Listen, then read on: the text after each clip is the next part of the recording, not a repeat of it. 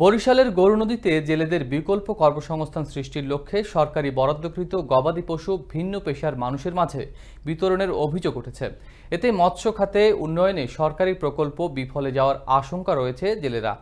প্রকৃত জেলেদের দাবি সঠিক তদন্তের মাধ্যমে প্রয়োজনীয় ব্যবস্থা নেবে সংশ্লিষ্টরা। বিস্তারিত থাকছে বরিশাল ব্যুরো প্রধান কাজী আলামিনের প্রতিবেদনে।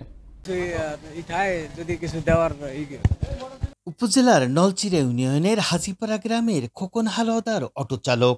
তার ভাইয়ের ছেলে নাজমুল হাসান অস্থায়ী ভিত্তিতে গৌরনদী মৎস্য অফিসে চাকরি করার সুবাদে জেলেদের বিকল্প কর্মসংস্থান সৃষ্টির লক্ষ্যে সরকারিভাবে বরাদ্দকৃত গবাদি পশু পেয়েছেন।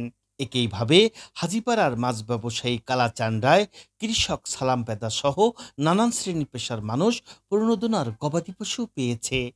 অস্থায়ী ভিত্তিতে নিয়োগ পাওয়া অফিসের দুর্নীতিবাজ কর্মচারীদের যাচাই বাছাইতে জেলেদের মাঝে বিতরণ করা হয়েছে গবাদি পশু।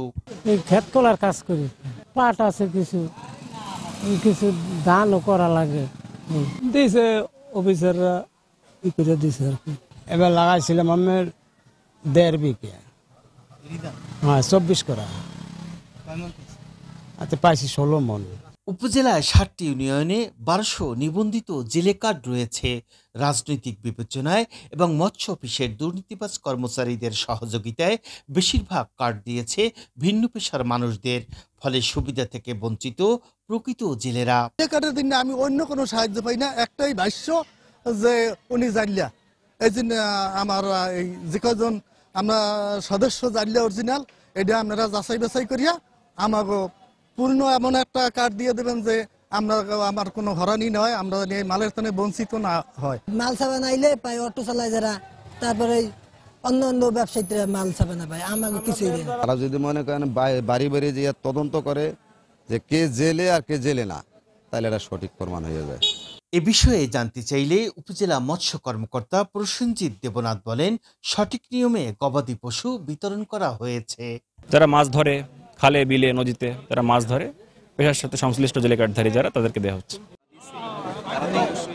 শুধু কাগজ কলমে সাফল্য থাকলেও প্রকৃত জেলেদেরকে আড়াল করে বিভিন্ন কায়দায় জেলে কার্ড তৈরি করে দালাল চক্রের মাধ্যমে বিকল্প কর্মসংস্থান সৃষ্টির লক্ষ্যে জেলেদের মাঝে সরকারি প্রণোদনা বিতরণ করার অভিযোগ উঠেছে, যার ফলে সুফল মিলছে না মাঠে।